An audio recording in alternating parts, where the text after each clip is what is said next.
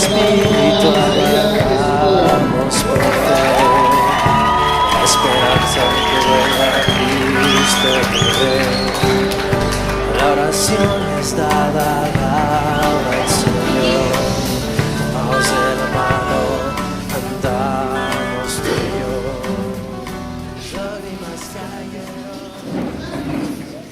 Hermanos, muy buenos días. Para mí es un privilegio y una alegría de compartirles la palabra de Dios en esta mañana. Lo que a mí me encanta personalmente es el fútbol. Me encanta tanto que mi papá me tuvo que meter en un equipo de fútbol que es el Real Cochabamba. Cada fin de semana participamos de un campeonato que se juega en varias zonas en Cochabamba. Pero nuestro entrenador es muy estricto y todos queremos estar en el equipo titular. Pero el entrenador es el que elige el equipo titular. Y para definir al equipo titular, el entrenador se fija en muchas cosas.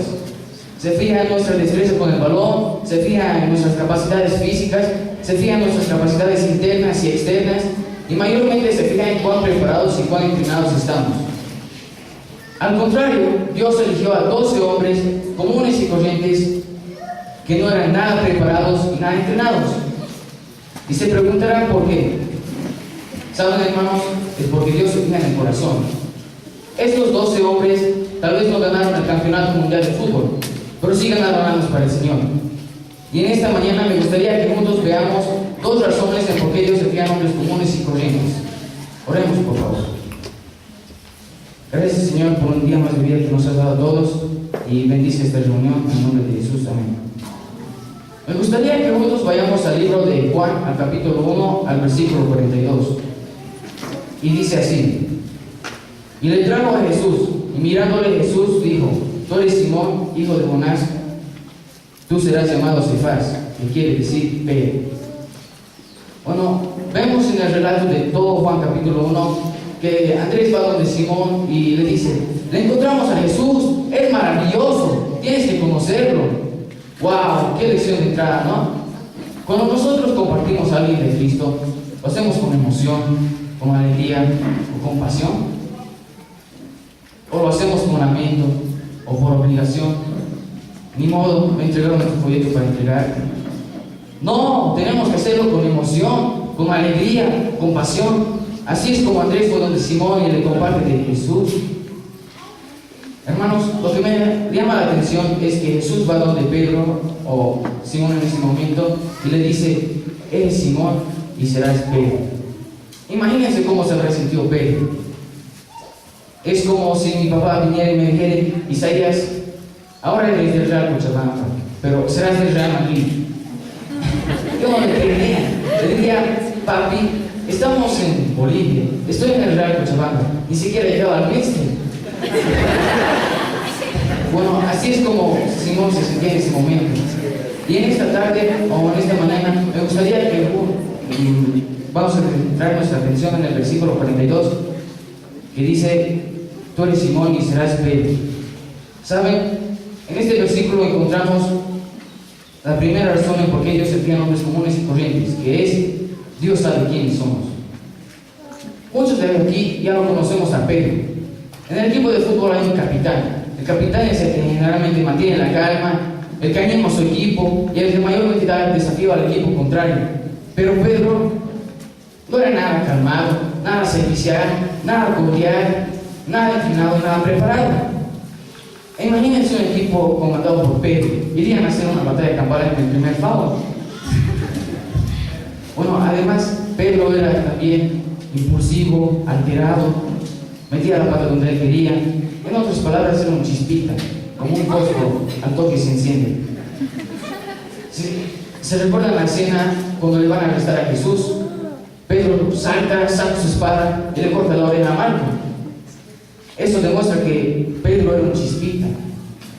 Hasta Jesús lo tuvo que calmar. Pero aún así, Dios lo eligió. Y ahora la pregunta es: ¿qué sabía Dios de Pedro? En primer lugar, Dios sabía su profesión. ¿Qué era Pedro? Bueno, Pedro era un pescador. Claro, ahora ser un pescador no es algo grandioso, ¿no? Pero en esos tiempos era algo grande. Y Jesús viene con el orden y le dice: ahora serás pescador de hombres. Imagínense cómo se habrá sentido Pedro en ese momento. Imagínense cuántas preguntas surgieron en su cabeza. ¿Qué carnado tengo que usar? ¿Dónde los tengo que pescar? ¿Cómo los tengo que pescar? Bueno, Pedro no sabía muchas cosas de cómo pescar hombres, pero Dios le iba a enseñar eso en su vida. Hermanos, lo que me atrae la atención es cómo un hombre que tiene una profesión, nada que ver con lo bíblico, nada que ver con lo espiritual, y siendo como era alterado, un chispita, Dios lo usa. ¿Saben por qué, hermanos? Es porque Dios se fija en el corazón. Muchos de nosotros aquí podemos tener una buena profesión, podemos sacar buenas notas, podemos tenerlo todo económicamente, podemos tenerlo todo, pero nuestro corazón puede estar vacío, así como el de Pedro. Pero indudablemente Dios es no el suyo. ¿Saben, hermanos? No les estoy diciendo que es malo tener una buena profesión, no les estoy diciendo que es malo sacar buenas notas, pero nunca debemos olvidar que Dios puede usar a un hombre con una buena profesión como uno que no lo es. ¿Se recuerdan en el Antiguo Testamento? Dios usó a Josías, un niño de 8 a 9 años, lo convirtió en uno de los reyes de Israel. David, él, un pastorcito sencillo, humilde.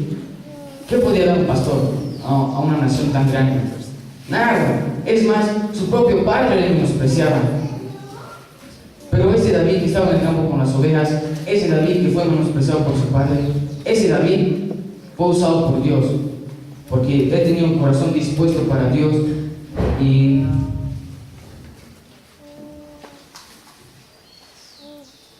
tenía un corazón dispuesto para Dios. Sentimos que no somos nada. Sentimos que Dios no nos puede usar. Dios nos va a usar si tenemos un corazón dispuesto.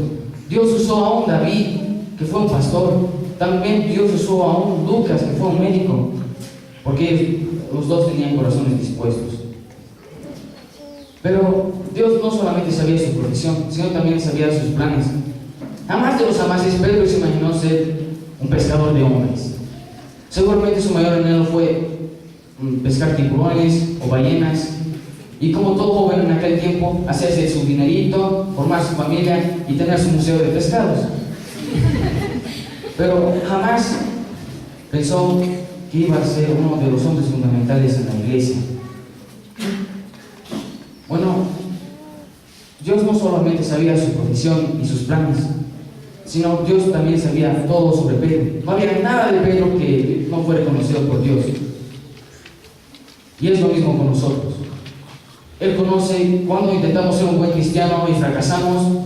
Él conoce cuando somos obedientes, cuando no somos obedientes. Él conoce todo. Y más allá de todo, Él quiere que seamos diferentes. Es por eso que Él nos trata como su tesoro especial.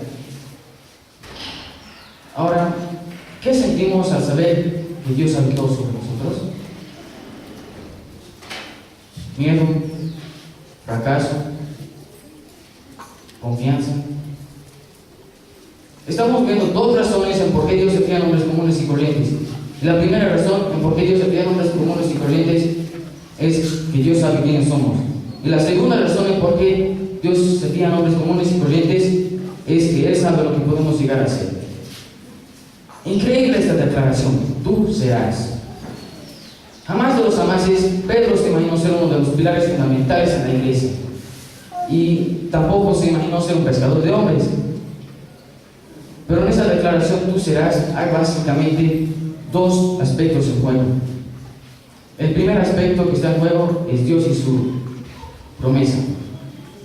La declaración tú serás lo hizo el mismo Señor Jesucristo, y Él nunca se equivoca. Nunca debemos olvidar eso.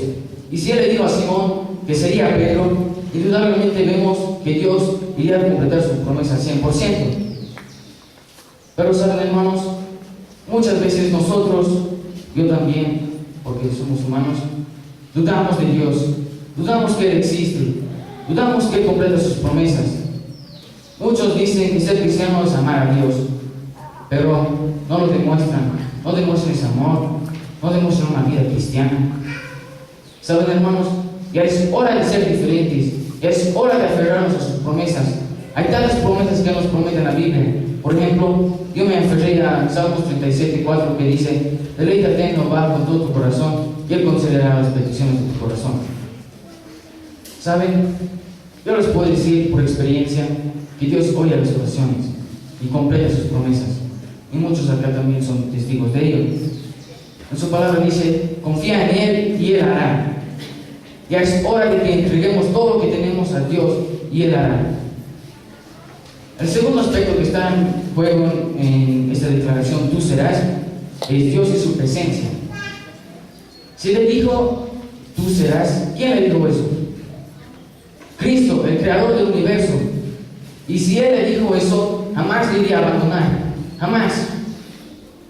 Y eso si investigan más su vida de Pedro, verían que jamás lo dejó. ¿Saben? Jamás, pero jamás debemos olvidar que la presencia de Dios está lejana. Su presencia siempre está con nosotros. En su palabra dice: donde están dos o tres en mi nombre, yo estaré. ¿Piensas que Dios no se fija en ti? ¿Piensas que Dios no te puede usar?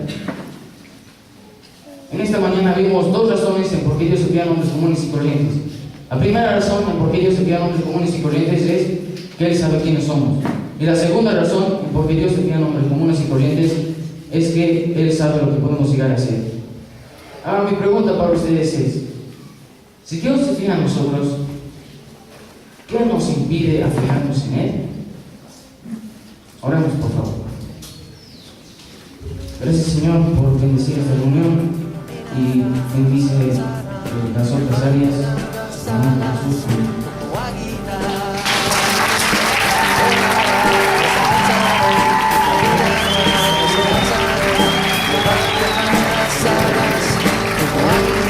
Con las voces. Y volarán, no se cansarán, y caminarán, no se cansarán, levantarán las alas como águilas.